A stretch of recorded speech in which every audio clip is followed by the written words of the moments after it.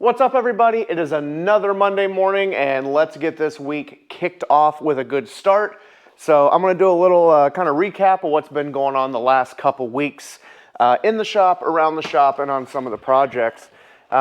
Just wrapped up another weekend class, metal shaping class. We had Carl Fisher from Make It Custom in town, and we had 11 students yesterday, which is Sunday, and Saturday. And then last weekend, we had 9 students. So it's been a busy couple weeks doing metal shaping classes around the shop. So first thing I need to get going this morning is get a lot of stuff put away, stuff cleaned up. As you guys know, I usually write down my entire month schedule on my chalkboard. But when I do classes, I erase that and we put notes up on the board. So I got to get that cleaned up and all of my kind of schedule written out for the next month and a half to get me into December. So I've got to do that. And the students are really good. They didn't leave much of a mess, but I do have some stuff I want to pick up, put away that I have out just for the class. While I'm on the topic of classes, I really enjoy doing the classes. I feel that it's really cool to be able to give back to the metal shaping community and people that are just wanting to get started and kind of take the first step in their journey of learning about metal shaping, being able to make panels, and that kind of stuff. So I really find doing the classes very, very rewarding, and the past 2 weeks have been really great with a lot of great students. So if you're watching this and you came to the class, thank you so much. Carl's not here right now, but I'm sure I can speak for him as well, that we both really enjoyed having everybody at the class. It was awesome to meet you guys face to face and work with you over a couple days in each class group. So thank you guys so much again for coming to the class, and I do have classes every few months, so if you want to come to a class on your own, check out the website. I'll drop that link in the description so you can check that out if you want to attend a class. But yeah, classes are always fun. We had students making A-pillar pieces. We had some people make door skins.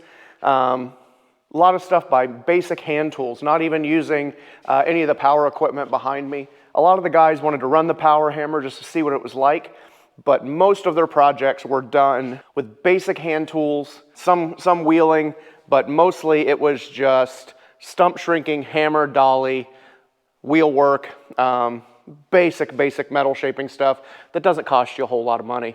So those are always really fun, but I am glad to be able to get back to work in the shop and kind of work on all the customer and client projects that I have currently going on. So last week I made a 33-34 3-window aluminum roof insert for Johnson's Hot Rods. I got to get that cleaned up. All the handprints wiped off of it from the class this weekend. Get that thing packaged up and out the door to Alan Johnson. And then I made a 32 3-window roof insert in aluminum. This was the test piece for our buck. I'll have to pull that out here in a minute and show you the buck. And then I'm also having to wrap up a steel 32 3-window roof insert that's heading out to the Rolling Bones up in New York. So I got to get that finished today. And like I said, in a minute, I'll pull the buck out, show you guys that I made that, because I just remembered I didn't show you any of the buck work on that. Again, like I said, I'm cleaning up, so the shop's a little bit of a mess. I have to weld this axle. It is a Miller IndyCar front axle, so it's 4140, so I have to preheat everything, finish welding up all the weldments, and then it'll go back and be heat treated after final machine. So I got to get that thing knocked out. I've got some Miller frame rails here that I have to do some repairs on. So again, it's Miller IndyCar. I got to do some repairs on those so I can get those headed back to the client. Frame rails I got to clean up and get shipped out today. I got 2 different sets that are going out, and got a couple sets I need to bend. Last week I also bent up a couple of our Chassis Research TE440 style frame kits. So I got to get those bundled up, and those are going to head out to the client. And the big job this week that I want to get wrapped up is I started making this buck for some early Mack truck fenders. So I've got the buck started here. Most of the stations are in place on the other side of these tubes here. I've got 3 more stations that I need to put in there to get this buck wrapped up. So that is on my list this week is to get that buck finished. So hopefully I can start shaping the sheet metal on it. And my plan is, once I get that buck made, I'm gonna do a little video on how I made the buck, how I got all the information to make the buck, layout, all that fun stuff. I didn't want to do it from the get-go because I knew it was going to take me a couple weeks, and those are really, really hard for me to kind of stick with because I forget to set the camera up, forget to record, and then I have 15, 20 videos that I have to edit together and make it look right. So I think it would be better if I built one buck and then showed you how I made it, the details, how I put it all together, and then we could start the next buck. That way if I miss some stuff, we still have all the information talked about at the beginning and a little bit of work at the end. So I'm hoping to do that. That's on just this week's worth of work, and then I need to get back on the Mustang behind me, and I need to really hit these 51 convertible quarter panels really hard that I've been working on. You guys have seen them in the past couple videos in the background. So yeah, I've got a lot of stuff going on just this week. I do feel bad. I wanted to do an update on the ambulance conversion, and just like I was saying, where I tend to get carried away and forget to set the camera up and get too much footage going on. So the bus is pretty much done. I know I've only put out one episode on it, but I've got some clips as I was putting in the new wall stuff and framing up the bed. So it's actually out at the mechanic shop right now, getting glow plugs put in, a new air conditioner pump and stuff that I didn't want to mess with. As soon as it comes back, I'm going to do a little bit of a recap on it, show you guys what all I've done, walk you through, kind of break it down, what was changed, all the upgrades, and kind of show you the completed bus version. So again, that's why I don't like to do the super long drawn out videos, because it's really hard for me to remember to set up the camera, pay attention when the batteries die, that kind of stuff. And I'm trying to find a good format that works to where it's very engaging for you guys to watch, it's not so labor intensive for me to edit, and I don't have to remember all the time to set the camera gear up. So hopefully I can figure that out soon, because I really like putting out videos for you guys, and I'd like to get better at it. But as you can clearly see, I have a ton of stuff going on in the shop and just in life in general. So videos are really, really tough for me to kind of work into the mix, and I do the best I can, but I really want to get better at that for you guys. I guess first things first, I do want to show you that buck.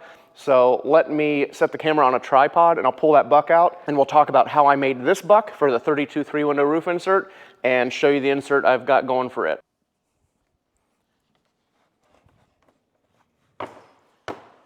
All right, so here is the 32 3-window buck that I made last week. Actually, it was almost 2 weeks ago now, losing track of time, but this is for a 32 3-window coupe. It is the roof insert. I make these bucks out of plywood. I've tried different things over the years.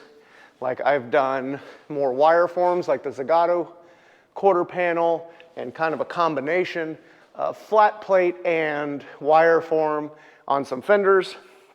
But everything I've tried, I always come back to a wood style buck. It just seems to make more sense. I feel that I can make them more accurately and faster than I can metal bucks. So this is the buck, and what I kind of do is I take a paper pattern of the opening that is the edge here, and then when I have the car here, I can take a sweep measurement off the center front to back and a sweep measurement off of the center left to right, and that gives us our main center stations. And then I can check that, with our sweep where it falls off on each side, and then I can build each station out. Dependent on the car, but like this one is a relatively similar sweep as it falls off this way and this way. So as the sweep falls, I just have to cut that height off the bottom of the next vertical station until I hit our landing point here. It's really a simple process on these roof inserts as long as you have a really good pattern and a good car you can measure it off of.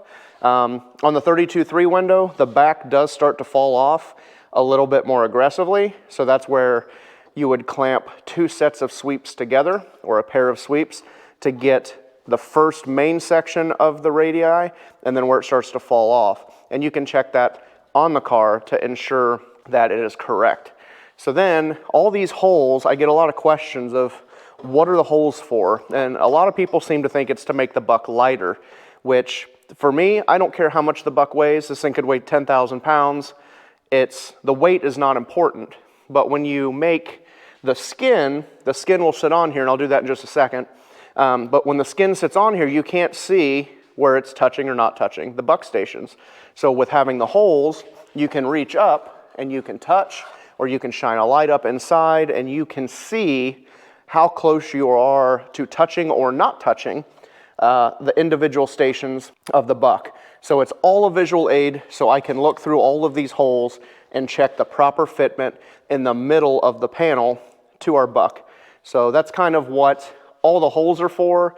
You can see that I put some slices in here to get the buck edge to wrap around, and this gives me a very accurate edge to where I can lay out all of our panels. And I always leave them a little bit oversized so you can trim it to fit your specific car, just in case your car has had any changes, repairs, cutting done. I always like to leave it at least 3/4 of an inch bigger around the outside than the opening. But hopefully that's a little insight into how I make the bucks, and I'll actually walk over there, I'll grab a couple sweeps. That way you guys can see how I check it with sweeps. So let me grab those and I'll show it, and then I'll take the steel roof skin that I've made and put it on here. I've got a little bit more fine tuning to do on it, just being nitpicky, but we'll put it on here so you guys can see kind of how it fits. And again, I did make that one laying there on top of the 35-36 roof. I also made that in aluminum as our test, just because the aluminum shapes a little bit faster. So let me grab some sweeps and I'll show you how I check and set everything up when I'm building the buck. So like I mentioned a minute ago, I start with our center station. So it'll be the center one left to right and our center one front to back. And the first step that I do is I check with the car what the sweep is. And this is a sweep. It is a unit of measure, just on a standardized gauge. So I check the car with a bunch of different sweeps and see which one matches the best. And then I decide how high I want our station buck to be. So I set this dimension. It could be anything you want. I like to keep it a little bit thicker so I can put a bigger hole to see better in. So I lay that out on our first vertical station and just make it a rectangle. And then I take our sweep and I will lay it lined up with our height mark of how tall we want it. And then that will dictate how high our center is based on the arc of the sweep. So I'll do that on the center here, mark that out, and then that becomes our first sweep this direction. And then I will do the exact same thing with a different sweep for front to back. And again, this sweep is measured on the car. So here I said it falls off a little bit starting at this sweep. So this is a 29 sweep from the front to right about here, and then it dips into a 57 sweep, which I just didn't grab because we don't need to get super deep into the sweeps and exactly how they fit. I think this is a good enough visual. So then I do the exact same thing. I set our height on our center sweep there. Mark this to get our height to this point, and then I'll do the other sweep, drop off the back, and then that gets our center sweep front to back. And then I can do the exact same thing as before. I can measure our height based on our sweep. So here, the sweep is going to start dropping forward, so I can measure that height, and that gives us our new edge height on both sides, and then I can cross from left to right using our new adjusted height. And you just have to keep in mind that as the panel takes shape, it's going to fall both directions, and that's why it's not the same height at each station as it is the center ones. You have to have that fall off because your panel does have compound shape. So that can be a little bit tricky, but you just have to remember the top of each new station have to align with the top of your center baseline and your edge, your perimeter section that is a standardized height in the middle of both stations that you've set. and then it gets that fall away as the panel takes shape to match each corresponding sweep. So it sounds a little bit more complicated than it really is. You just kind of have to take your time and work each individual part, and you'll see it start to come together. So that's how I lay that out. Let me grab the steel insert that I had started making already.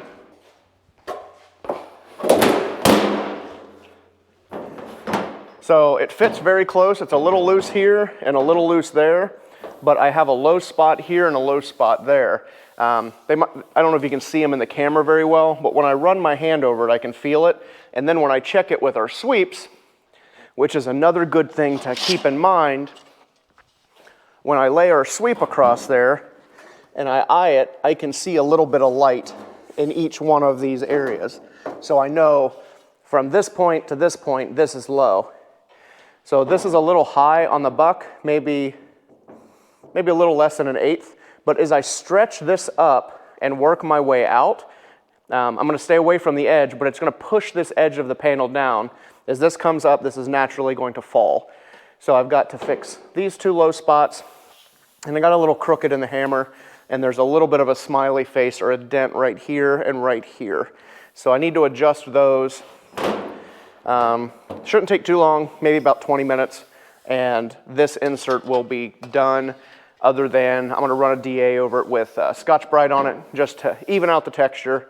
But I'm really happy with the way this is turning out for the first 32 3-window roof insert I've made on this buck. So our aluminum roof buck, it fits really nice.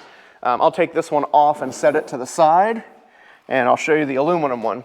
And this one fits a lot better just due to the fact that I've put more time into it. You know, any of the problems we found, we worked out. So it fits a lot better. It doesn't have any of those dents and dings. Carl Fisher helped me on this one the other day. We did a video of him running the hammer, working on low crown panels. He got some experience on it, and I wrapped this one up the other day before the class. That's kind of how this buck laid out, kind of how bucks are designed and how you use them. And you use them in combination with your sets of sweeps just to ensure you don't have any highs and lows. That's enough talking about bucks at this point. Like I said, I am going to do a deeper dive on more complicated bucks, like fender bucks on that early Mack truck fender. These are pretty straightforward, low crown, easy to lay out.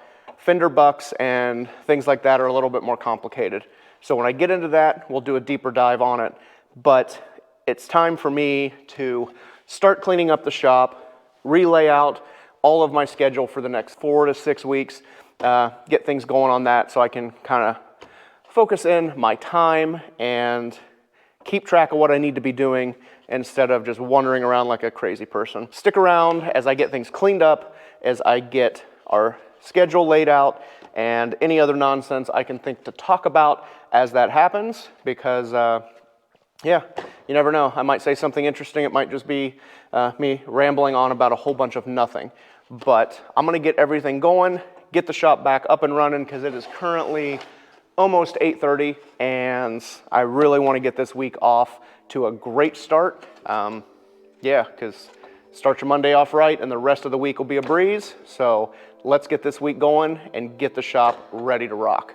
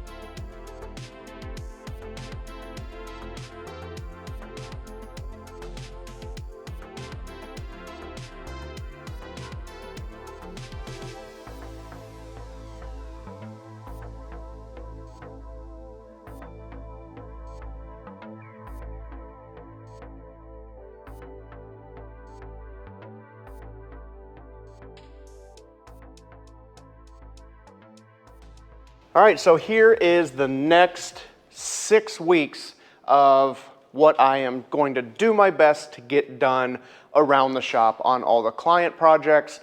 And I have notes of other things going on, like November 22nd and 23rd, I have a metal shaping class, and we have Thanksgiving the weekend after. And then I'm doing our Black Friday sale, and I have a garage tour on 11/19, garage night next week on the 1st of November. So there is a lot going on. I have all of our clients and jobs that I currently know about going on the board for this next work rotation over the next 6 weeks.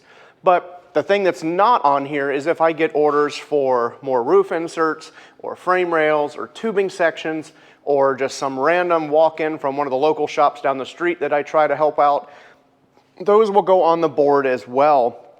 So even right now, this is a lot of work for one guy just to handle over the next 6 weeks, but I'm gonna do the best I can, and then I will add in any of the other tube work that comes through the door. So yeah, you can kind of see how I lay out my entire month to 6 week rotation of work to kind of keep me mentally moving forward and on a constant path.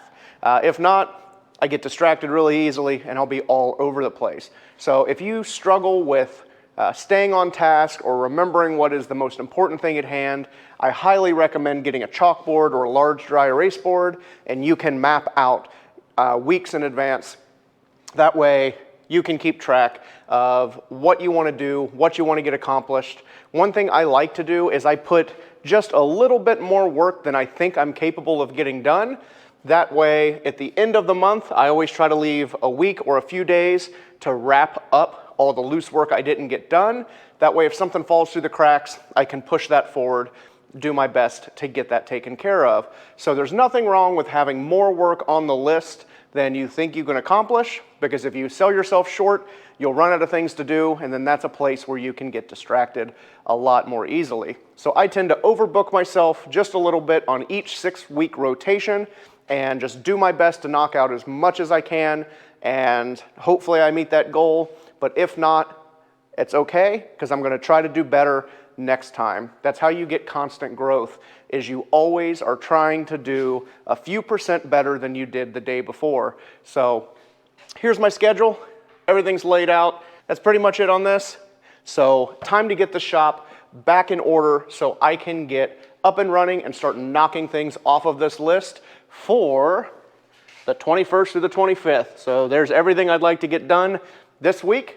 It's already Monday, so lots to do, and I'm gonna get after it. So let's get this shop put back together. We'll start over here.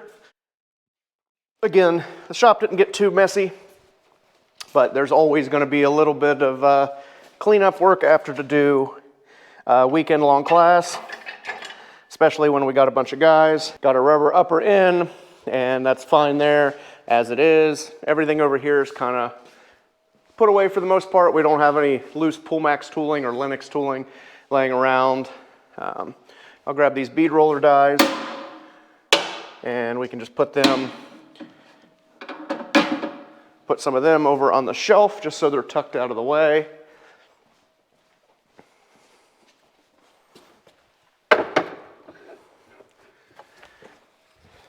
And I noticed we had one of our mallets out. Stab that back in the rack. Again, I'm not looking for a show facility here, as we do. It is a working shop, and things are going to get messy again. But I like to be in a nice, tidy work environment. And I think the cleaner your shop is, the more efficient you're going to be. And you never know who's going to drop by. Even though I am a locked door facility, sometimes people just show up, and you never quite know who those people are going to be. So sometimes you have to be accommodating. Sometimes you don't, but you just never know. So always got to keep the shop clean and tidy.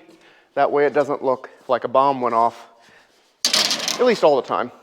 Sometimes you're going to have that, but that's what happens when you're working. Things get messy, and you just kind of have to pick up as you go.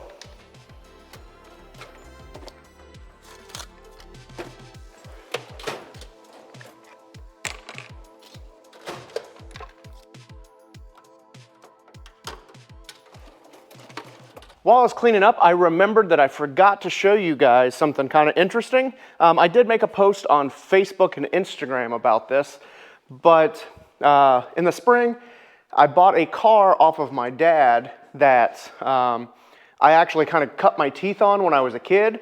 I remember being 12 years old, coming home from school, and I reupholstered the seats before he got home. I didn't get into a lot of metal work on it because I didn't know anything about metal work then, but this was the car that I got to cut my teeth on. So it is a 66 Mustang Springtime Sprint. It's nothing fancy, just an inline six automatic car. You know, it was kind of somewhat restored to a driver quality 20 some years ago. So it's showing its age. It's not perfect. It's got dents, dings, bruises, all of that stuff. But the fact that this is the car that kind of started all of it for me. Show you the inside, still looks pretty decent. So yeah, I mean, there's memories of going to homecoming in high school and dances and that kind of stuff. Lots of cool memories with this car. So I ended up buying it, and I'm not going to do a whole lot with it at this point in its life. I'm just going to drive it. The good thing, for those of you that know my wife, Jamie, she actually drove it the other day, and she kind of likes it. When I had the Edsel station wagon, she didn't mind driving it, but she likes this one more. So, yeah, pretty excited that, you know, I was able to pick this up in the spring, and it's finally here. Just took my dad a little bit to get it unburied out of the barn, and I put a battery in it, and he put an alternator on it. So just a really cool driver quality car that, you know, I'm 38 now, and I remember working on it when I was 12 years old, and I think we finished it up when I was about 16. So just that fact of, you know, having the car that kind of started it all is really cool to me. And I thought you guys might find that kind of interesting, just to see that it's kind of come full circle. My taste has changed for the most part. You know, I still prefer, you know, early American Model Ts, Model As, and I was talking to some of the guys at the class. It's really funny because I'm not a 60s muscle car guy. Like, there's not much in the 60s I like, but I have pretty much all of the 60s cars that I do like. I've got the GT40, I've got the Daytona, I've got the 61 unibody, and then again, I'm not much of a Mustang guy, but this one holds a special place in my heart with the sentimental value of kind of cutting my teeth with that, and the first big car project I can remember. So I just find it funny. I'm not much of a 60s car guy, but I sure do have a lot of them. So thought you guys would find that kind of interesting, seeing the Mustang, that it's here, and the history behind it. So I got most of the shop cleaned up. Like I said, it wasn't anything major. Mostly it was just cleaning off my work table here so I can put the Mac fender buck up and work on it. And Carl's stopping by today to pick up his tools and stuff here, get them shipped back to Canada. And hopefully he'll stop by here in a little bit and maybe have him say a few words to close this video out. But everything's back together, ready to get up and running. So yeah, it's time to get to work, get the shop running, make some money, and have a great week. So hopefully you guys enjoyed this video. Hopefully you get out in your shop and you make it happen this week, whatever that may be. Small projects, personal projects, or if you're running a business, knock it out of the park. Be profitable, get your work done. So I want to thank you guys so much for checking this video out. I may stop back in here in a few minutes if Carl stops by, and we'll do a closer on this video. So I want you guys to make sure to remember to like, subscribe, comment, tell a friend, and if you can, if you've made it this far, I appreciate you watching the entire video. Really wanting to step these videos up, get them a lot better for you guys. So hopefully you like it. I appreciate you guys watching so much. I'm gonna get back at it, continue to try my best to make videos for you guys to enjoy. So thank you so much, and we will catch you on the next one. All right, had a wicked time out at Cornfield Customs doing the class with Mike, and just want to thank everybody for watching, thank everybody for liking, subscribing, check out Make It Custom if you're interested in some more videos, and thank you very much, Mike. This has been awesome. Hopefully we'll do it again. Later.